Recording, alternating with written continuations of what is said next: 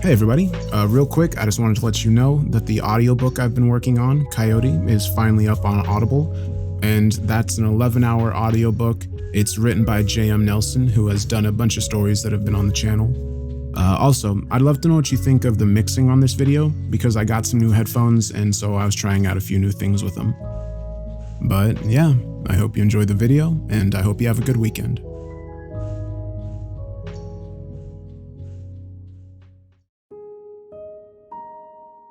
I'm sure there isn't a single person hearing this that doesn't know what liminal spaces are by now. But, just in case, the concept of liminal spaces relates to physical locations that are typically transitional in nature. Hallways, waiting rooms, and parking lots are classic examples. The liminal aesthetic can be defined by the unique feeling of eerie nostalgia people experience when presented with such places outside of their designated context. For instance, an abandoned hospital corridor might seem ominous and uncanny due to the prevalence of human activity usually associated with medical facilities. While the specific aesthetic has always existed, it was recently popularized and further defined by the backrooms, a, by now, infamous creepypasta about what happens when you no-clip out of reality. At least, that's how I first became familiar with the term. Like many other fans of the original work, I was eager to contribute to the ever-expanding subgenre of horror games inspired by liminal spaces. The project itself wasn't anything revolutionary. Basically, it began as a glorified first-person walking simulator without any particular purpose or goal, where you can explore various unique 3D liminal environments. The only thing about it that was somewhat novel was that I didn't intend on implementing any actual scares into the game. Instead, relying entirely on the atmosphere to instill a sense of constant suspense in the player. Pretentious, I know, but I've always liked the idea of a horror game that leaves you in a perpetual state of questioning whether you're truly alone or not. There are very few games that scratch that particular itch for me. So, I decided to just make it myself. The first level I created was an abandoned multi-story car park. I based it on the one across the street. Each floor was near identical to the last, and with the outside being just an endless expanse of fog, you couldn't really tell whether you were making progress or just stuck in a loop. Again, I know what I'm describing doesn't sound all that impressive, but keep in mind that I'm a 16-year-old kid learning to use a gaming engine for the first time. I must have replayed that level over 50 times, making sure that everything from the camera's movements to the ambience was exactly the way I wanted it. I remember spending days just toying with the shaders alone. I didn't want the location to feel too artificial, but I also didn't want to distract from the liminality by adding extra clutter. I was looking for that sweet spot between minimalist and dingy. Once I was finally done, or at least as close to done as I was going to get, I asked my best friend Alex if he could play it for me and tell me what he thought. He was a bit of a wimp when it comes to any kind of horror media, thus making him the perfect test subject. I made a point of deliberately not telling him that there were no ghosts or spooky monsters haunting the level. I was looking for a genuine impression after all, and, well, I thought it would have been funny. He called me a few hours later. I could tell from his nervous laughter that he was still playing. "Alright bro, I give up. What's behind the door? How do you open it?" I was confused. I didn't remember implementing any doors or anything that could be described as one. My initial assumption was that he had caught on to the joke and was now trying to mess with me in return. So I just played along. "Oh, that, yeah. So you gotta collect the 77 pages, and then a hyper-realistic animatronic Slenderman will come out of there and then start chasing you." I could practically hear him rolling his eyes. Hilarious, man. No, seriously. How do I open it? I've looked everywhere for a pressure plate or a key or something. At least give me a hint." I persisted, snarkily dismissing his nagging, but after a while, it became apparent that his frustration was genuine. We moved the call to Discord, and he shared his screen, showing me what he was talking about. Turns out, he was being very much for real. Plastered across one of the walls was the flat texture of a door. It was red, resembling a fire exit, which made it all the more jarring against the color palettes of gray and faded browns that otherwise dominated the environment. I blinked in confusion and leaned forward in my chair. I certainly hadn't put that there. With Alex still on the call, I booted up my level editor and clipped up to the 7th floor, the same floor that he was on. Sure enough, the bright red door was on my version of the project as well. It appeared to be part of the texture pack that I was using. Not sure how, but I guess I'd somehow missed it during my numerous playthroughs. It was a fun little WTF moment, but obviously nothing we were about to lose sleep over. I even briefly considered keeping it there as an inside joke, but ended up replacing the door with a more fitting surface. I began work on the 2nd level just a few days later. It was inspired by a reoccurring dream I've had, a looping, white, sterile corridor with rows of yellow lockers on each side. The player would have been dropped at the end of it and given no further directive. There were no puzzles to be solved, no hidden switch that would reveal some secret passageway. That was sort of the point. I remember thinking I was being so clever, so abstract, as though I was on the verge of creating the piece de resistance of walking sims that would be dissected and theorized on for years to come. In reality, all I did was make a tech demo using a bunch of pre-made assets. The Stanley Parable, it most definitely was not. After playtesting it for a bit, I sent the finished version to Alex. It didn't even take a full hour for him to call me back. This time around, he sounded more agitated than nervous. I've been walking for like 30 minutes. Where am I meant to be going?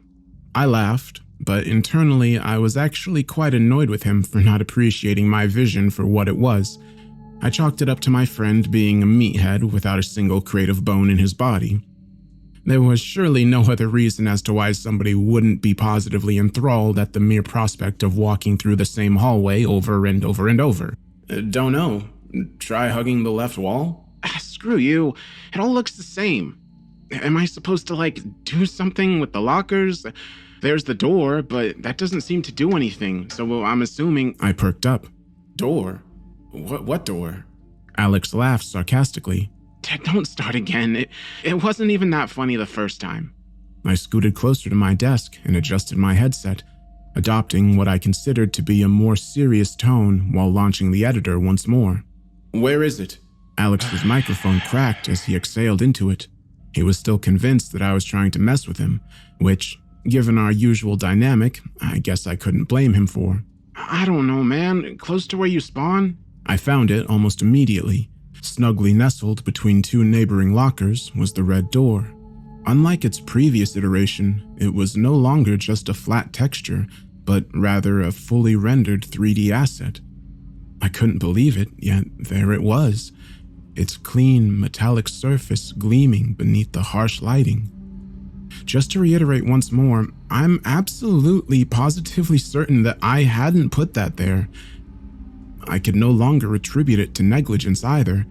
It's one thing to accidentally misplace a texture, but there was no way that I had somehow added an entirely new object to the game without realizing it. Of course, there was nothing actually behind the door, nor a way to open it as far as I could tell, but that didn't make the whole situation any less weird. The only other person that would have had access to my computer was Mom, but she doesn't even know how to work a browser, much less do something like this. Could a hacker be responsible?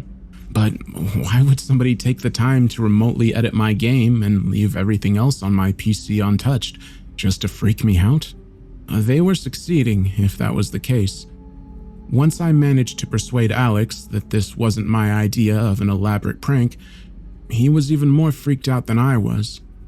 He went full creepypasta protagonist on me, saying that the game must have been haunted or something. Now, I like my Bend Drowned and Sonic EXE as much as the next kid that grew up in the 2010s, but it would have taken a lot more than that for me to consider the possibility of a spooky cyber ghost that gets off on putting random doors in people's games. We spent the rest of the evening talking in circles. In the end, we settled on the tried and true method of doing nothing. I vaguely remember mentioning something about having my operating system reinstalled, but I never got around to it. I already had a lot of things I was dealing with at the time. I suppose you could say that this project was my means of escapism. It made me feel productive, like I was actually working towards something, however inconsequential. In short, I needed it, and I wasn't about to let a few bizarre coincidences take it away from me. The third and last level that I ever worked on was the most ambitious yet. The way I envisioned it is kind of difficult to describe. I think it was inspired by an image I saw on Reddit. Imagine a large field, complete with rolling hills and broad valleys, but instead of grass, it's all covered by a green carpet. Pinned against the painted-on sky was a very obvious spotlight, which would have followed the player around, always shining directly on them whenever they would look up.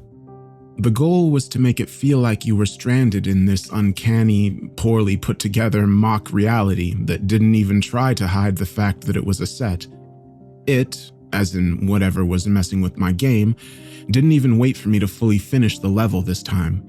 I was still in the process of making sure that the camera didn't clip through the more uneven parts of the terrain. As I turned my point of view around, I saw it. The, by now, all too familiar red door, suspended in the middle of an untextured plane. It stood vertically on its own. There was nothing behind it or around it. I would have probably been more unnerved had a part of me not subconsciously expected for it to eventually show up. In fact, I wasn't scared at all for some reason. Worse, I felt inexplicably drawn to it. My player character inched forth without my input. It was like I was in a cutscene. Soon enough, I was standing directly in front of that door, looking up at its imposingly tall frame. I had neither the option to step back nor approach any further. As I looked down at the fully rendered handle, a prompt appeared in semi-transparent white letters. Press E to open. I swallowed hard and, desperate to sate this newfound sense of morbid curiosity, did as instructed. My screen went completely black and then transitioned to solid red. Another prompt floated into view. Use WASD keys to move. I would have never realized that I could control my character again had the game not expressly told me. Upon retreating a few steps, I realized that I had been standing up close to a wall, and in actuality, I was in some kind of enclosed space. Every inch of it was painted in that same shade of solid, uniform red. Unless viewed from a specific angle, you couldn't really tell where one surface ended and another began. It was nauseating. I tried pulling up the console menu. Nothing happened. I could neither exit nor minimize the game. Regardless of what combination of keys I attempted, it became increasingly clear that I was no longer in control. And yet, I couldn't quite bring myself to press the power button on my computer. I had this inexplicable urge to uncover the secrets of this place. It was like some sort of primal impulse that was hardwired into my brain. This seemingly endless network of empty spaces was divided by walls and narrow passageways. Distinguishing one room from another was close to impossible. I felt like I was walking in circles, and that most likely was the case for a good while until I stumbled into a room that actually had something in it. Placed on an equally red table was a can of silver spray paint. Immediately, upon picking it up, I was prompted to press F on my keyboard to use it. A crudely drawn checkmark materialized on the surface I was facing. I now had the ability to mark off places that I had already explored, which, needless to say, proved immensely valuable.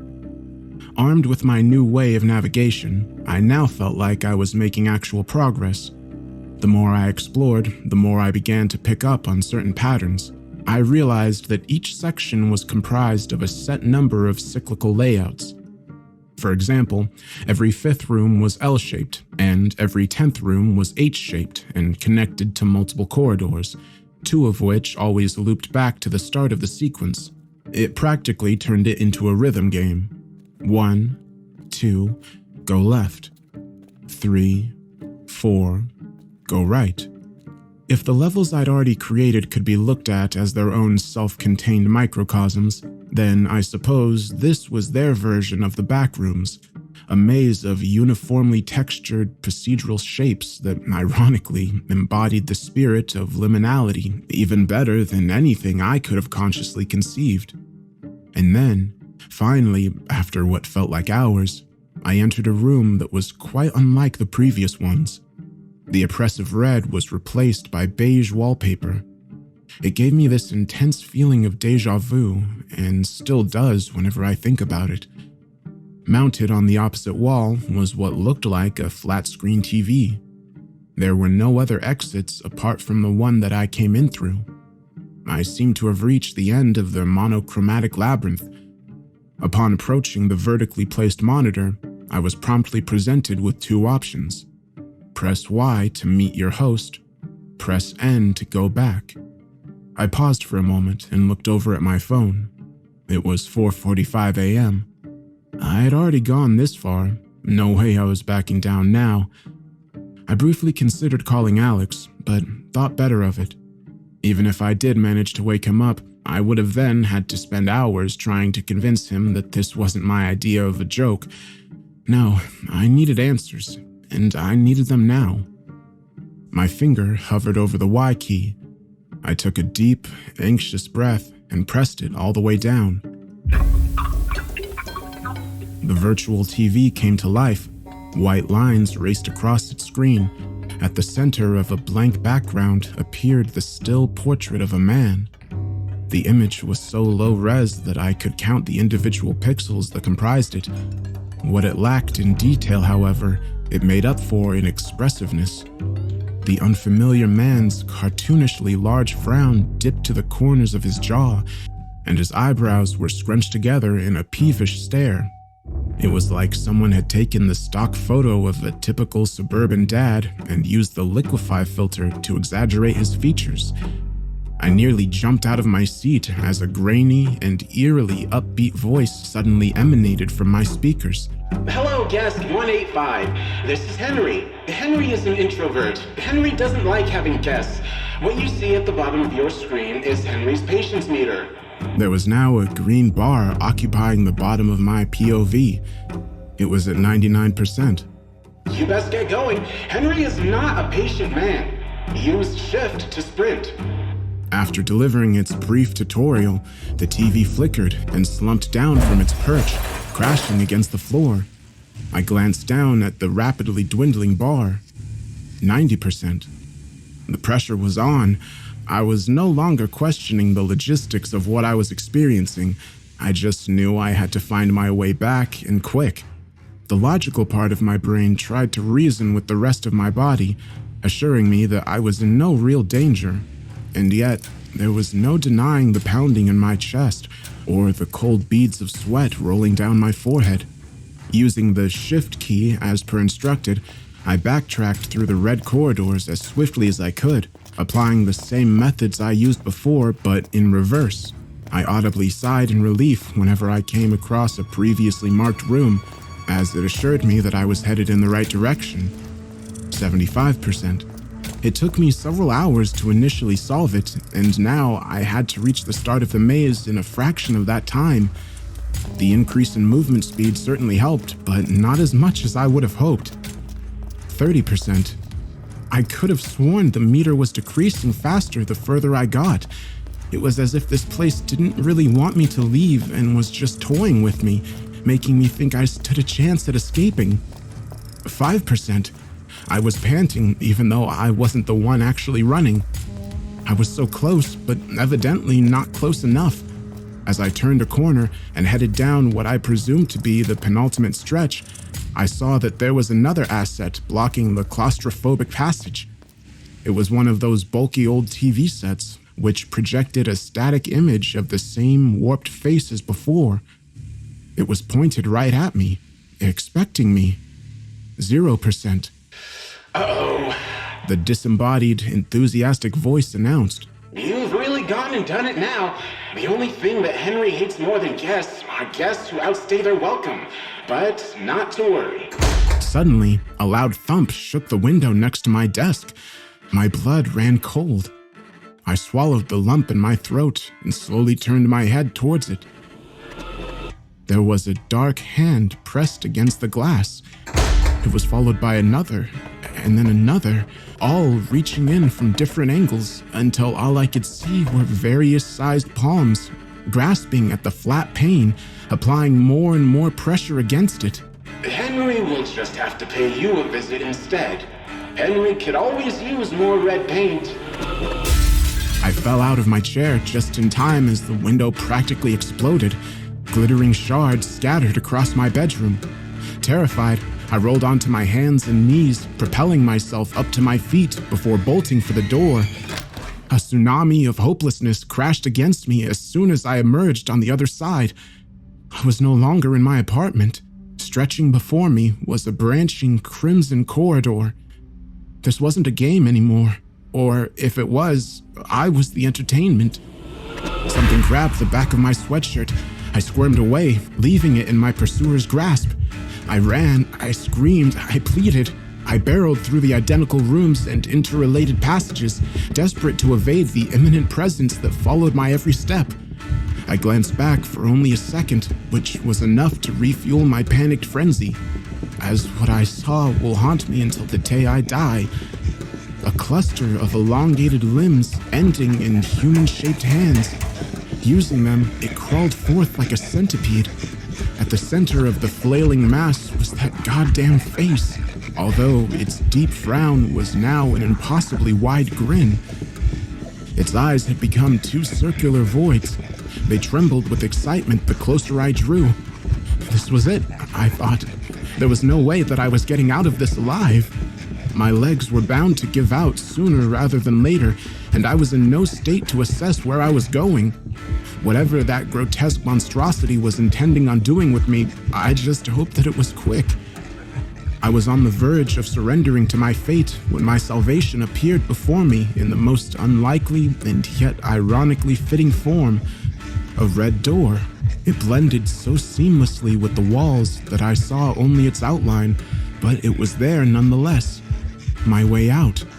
I mustered what remaining endurance I had and charged towards it. My lungs were on fire. I couldn't feel my calves anymore. It was like I was running on stilts.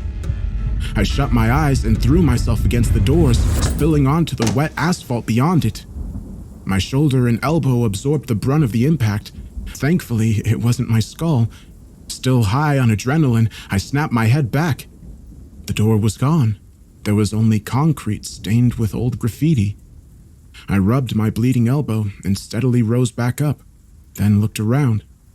I was in the abandoned car park from across my apartment complex, the one that I used as inspiration for the first level I ever created. The morning sun shone through the gap in the outer wall. I broke down crying then and there. It was over. Against all odds, I had somehow survived and made it home. It was too good to be true. And, well, as it turns out, it was. I stepped out into a world that I quickly realized isn't my world. The differences are subtle, but they are there. Chief among them being my mother not knowing who I am. She'd apparently never had a son. Alex threatened to call the cops on me after I repeatedly showed up at his school to try and talk to him. In his defense, if some random guy walked up to me and told me that they were my best friend from another timeline, I'd probably react the same. Things haven't been easy for me, as you can probably guess. I spent 2 years sleeping on park benches and diving through dumpsters. Even turned to drugs to cope with the overwhelming trauma and loneliness. I can't say that things are all well and good now, but I do have a roof over my head, which is an improvement. I don't think that I'll ever be able to live a normal life, but I'm trying, hence posting this. I don't want to be alone anymore, and the internet is the only place where I can talk about this without worrying that I'd be thrown in a padded cell. You don't have to believe me. I wouldn't believe me either, but hey, thanks for listening anyway. There's one thing in particular that I can't stop thinking about. That creepy voice called me Guest 185. which implies that there were 184 guests before me. Did I escape into the reality of some other version of me that got inadvertently sucked into that place as well? You know what? Come to think of it, I don't really want to know.